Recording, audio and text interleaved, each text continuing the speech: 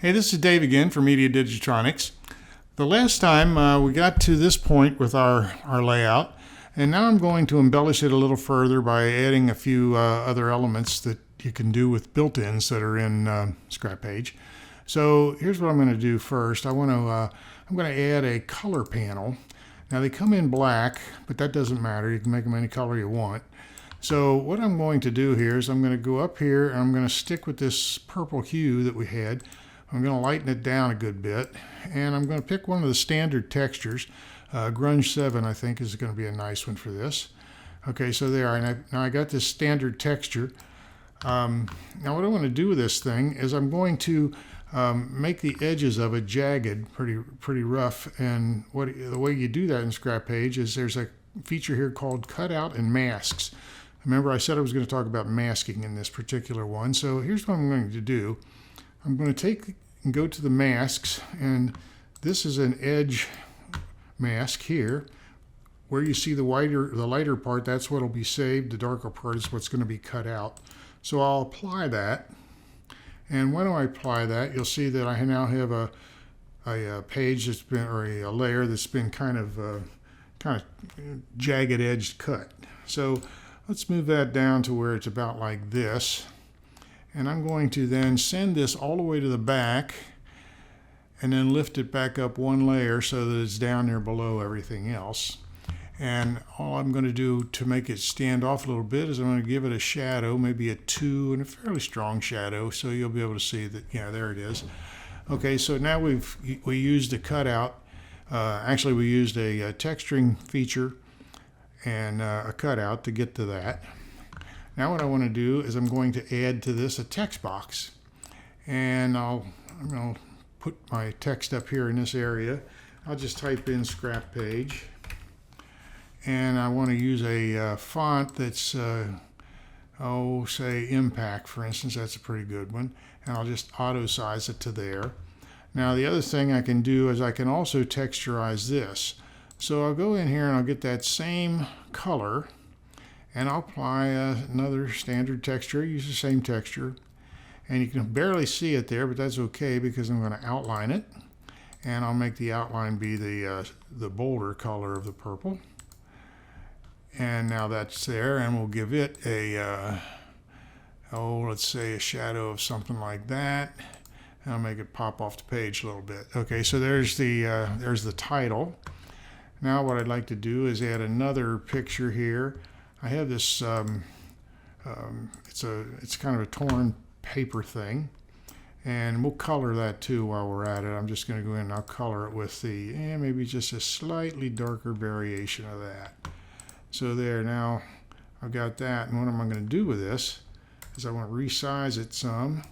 I'm going to set it down here in this corner, and we better give it a shadow so it pops off the page too, maybe a 2 on it as well. Something similar to what I gave the background paper there.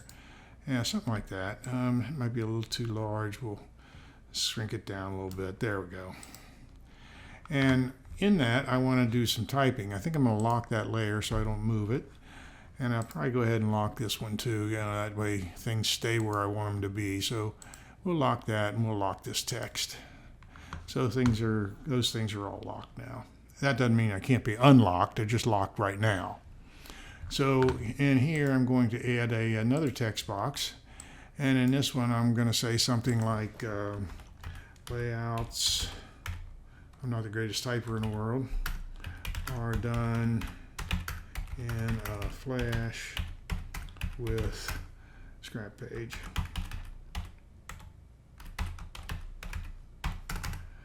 Objects move on the surface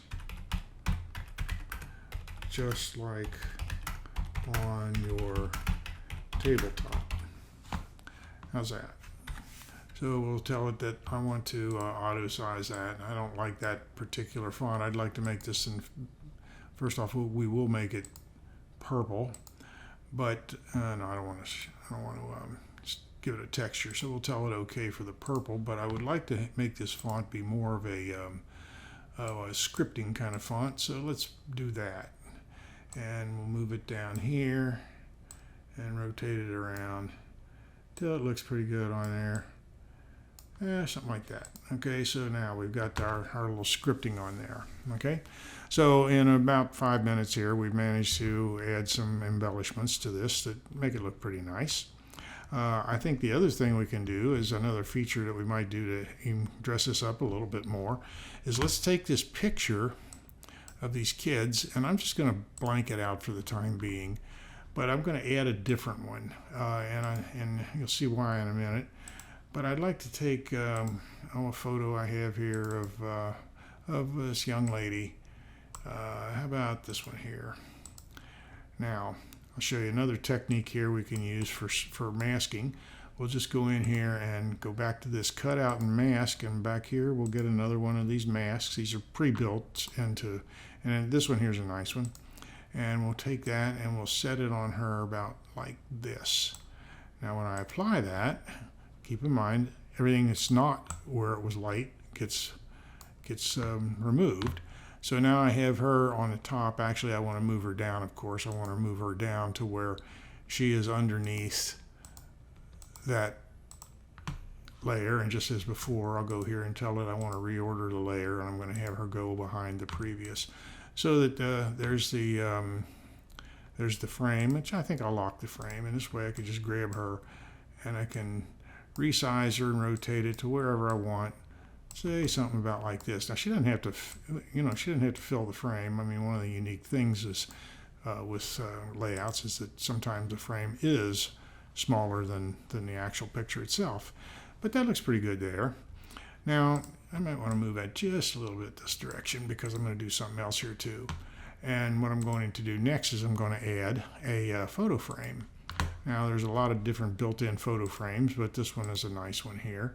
And I'm going to again go with a lighter variant of that, and let's just stick with the same texture we were using, and I'll go ahead and apply that.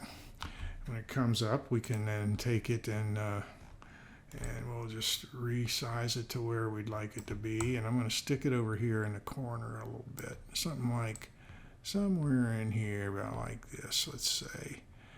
And you'll see what I'm doing here in just a second. But also I have to give it a shadow to make it pretty distinctive. So there, now there's a frame for me. Now what I'm going to do is I'm going to add some more pictures. And I have a sequence of a series of pictures here with this young lady. So I'll just pick this one, and let's pick that one. And we already picked the one there, so we'll get this one here, and maybe that one. All right, so we'll bring those in, and when they come in, I'm going to just choose the ones I want, and I can choose any of them. I think what I'll do first is I'm going to move this frame all the way to the top. That way I don't have to keep constantly sticking things underneath it. And now that I have it to the top, I'm going to freeze it in place. But anyway, here's this young lady's picture here, and we'll bring it down here, and we'll set her something like that. And I'll right click and go in here and tell it I want to crop her out.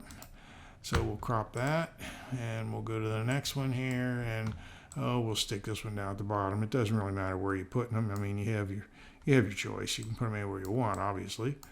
Here I'll go ahead now and crop her out of that, so she's behind the frame there. And let's take this one next. We'll bring it down in size a little bit and stick it in this box right there. Let's take it and we'll crop her out there like so. And the last one, we'll move down here and bring it down in size, move it into position, and that looks pretty nice right there. So we'll just go ahead and crop that out and do that crop. So there. Now, I'd say that this is pretty much a complete layout. And so we spent about another 8 or 9 minutes here or something, and dressed this thing out pretty nice from where we had it before. Adding the text here, a little holder for the text, changed the photo out, this photo grid, and then populated the grid. So anyway, that was what I intended to show with this particular layout this time. So for now, I'll sign off, and until the next time, this is Dave with Media Digitronics. Bye-bye.